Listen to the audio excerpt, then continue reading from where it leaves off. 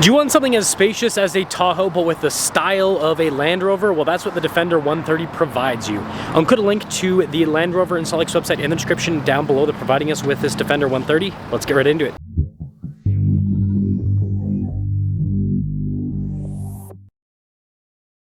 This is your last chance to win this Porsche Cayman GT4 RS. So use code BHC or click the link in the description down below or in the pinned comment. Any donation, $25 or more, will get you 4x bonus entries into the giveaway.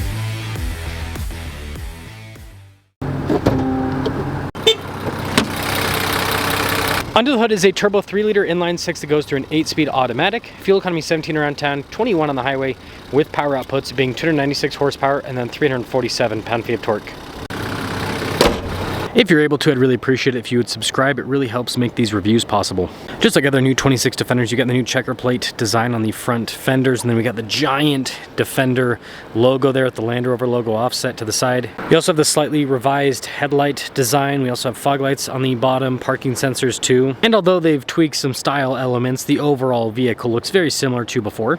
Tire and wheel setup on this one is 255 by 60 by 20. You've got that nice silver on the top, metallic around the center portion, little fender flares there. On the side here, we also have the new vent design, and then you can see the cladding on the bottom. And then here is the side profile. Now this is a little bit smaller than something like a Tahoe, but it is not far off in terms of overall size. When it comes to key fob features, we have our lock and unlock function. That's to turn on the headlights. You get the unlock for the rear swing gate, and then Land Rover logo on the back.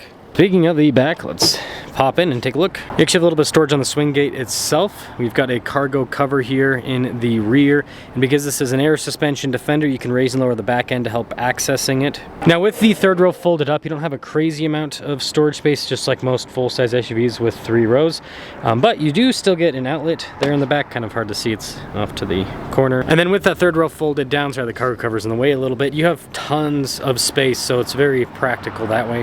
New taillight design. It's all smoked out. I think that's really cool looking. And then we've got parking sensors on the bottom, and then the spare tire has a nice cover over it. That will pretty much cap things off for the exterior on this Defender. Keyless entry, and let's check out the interior. You got exposed rivets on the door, which is really cool. Lots of soft touch trim too. I think the seats are really beautiful. They're perforated all down the center. You've got plenty of adjustments on the side. Legroom in the back is great. You got a good knee position here with how the seat is. Little storage netting there. And then we do have vents in the rear. We also have our own climate zone in the rear and heated and ventilated seats for these captain chairs. Got some USB ports, and yes, this one has the captain chair configuration. And then you'll note that we've got a panoramic sunroof. Now the third row is a really nice place to be. You've got perforated trim for the seats. You also have nice leather trim on the armrest area, and they also get their own sunroof in the back. The one thing to note, the foot space is gonna be a little bit smaller, but that's most third rows, but it's still usable for adults. Keyless entry for up front, and let's check it out. Blind spot monitoring with the mirrors, and then down below we've got our memory seat function, all of the window controls too, and then you guys can see with the exposed rivets on the door panel. Seats perforated all down the center for the front. You've got all of your power adjustments with lumbar support on the side. Now take a look at the steering wheel, soft touch all around. Practical controls on the front face, including for your cruise control, heated steering wheel. You've got controls for the center stack, regular stocks there on the back. Very rugged looking design. Full digital gauge cluster. You can change the information that's displayed. You can also change how it looks. Like this is the double dial. You can go to a single dial layout as well. 360 camera system with it. Good resolution. There's an off-road view too, as well as a towing view. So they do give you some options with that. And then as for the infotainment system, this is a big screen. It's quick to respond. It has everything you'd want information wise on it, and note it also comes with Android Auto and Apple CarPlay. Now the Defender still kept the physical stuff, so of course you got like a little shifter here, and then down below you'll note that you've got physical controls for like the hill descent, the air suspension to raise and lower it, your low range stability, and then the multi-function controls. Heated cooled seats up front, your drive modes are built into that. You can change the fan speed. I like the tactile feel of it and just the look of the multi-function controls too. Got a little USB port there. I like the trim here on the side. Phone charging pad is slanted down to actually hold your phone. Got the center console, and then this can fold all the way back. And again, you got to get in the Land Rover to really just feel the materials. Everything has a very premium feel to it. It feels very well built. And then finally, just the controls for that panoramic sunroof. So this is a 130S, so this is kind of like a baseline in a way. And you've got the entry-level powertrain with it. $73,000 for the base MSRP. We have a few options added to this. $85,216. Let's take this 130 out and see how it performs. Let us set off in the 130. This is my first inline six review for 26. Hopefully I'll be able to get a 110 inline six for you guys pretty soon. It's interesting. It's been easy for me to find 4-cylinder and V8 Defenders to review, but not inline sixes. But it is like the sweet spot for the powertrains. I've been saying this for years with the Defender. The V8's fun and rowdy. It sounds good, but fuel economy is a little bit less, and they're expensive. And then you go to the 4-cylinder, it just doesn't feel like quite enough power for the Defender. But then this inline six, the power feels great and the fuel economy is good. It's like the sweet spot for the Defender.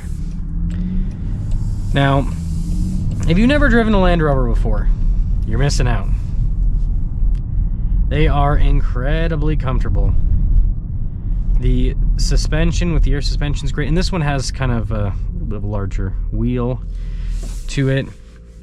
But yeah, I mean, overall, it's a comfortable vehicle. The seats are comfortable, and the cabin just feels so open. You guys know I'm long-term testing a Lexus LX right now, which a lot of people compare to a Defender, though, compared to like a Range Rover Sport.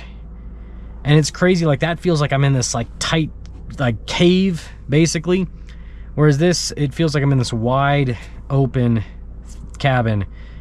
And you know, part of that's unibody construction. Because the Defender's unibody and also has independent suspension, you have more space down low in the vehicle, so they can kind of open everything up in the vehicle versus, you know, like that Lexus I'm long-term testing has a solid axle in the back and it's body on frame.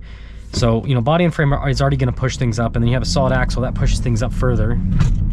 Takes up a lot of space. Now, even though this doesn't have as much power as the P400, it's very smooth, and it feels like an adequate amount of power. Now, the Defender is a big vehicle, and you do feel the weight, especially in the 130 here. Going around corners, it's not bad, but this is a great tax write-off. You know, a vehicle's good when it's tax write-off weight, right? Continuing along here. Yeah, after this it'll stop. We'll be able to get a bit of an acceleration for you guys. Yeah, it always just amazes me whenever I drive one of these Land Rovers. Just comfortable. Everything's just so seamless.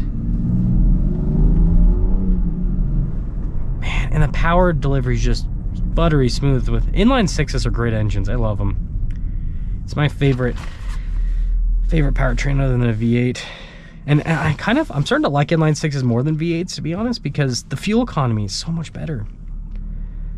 Like, this is a huge vehicle. This is bigger than my Lexus, and it gets about the same fuel economy without a hybrid. I've got a hybrid in that thing.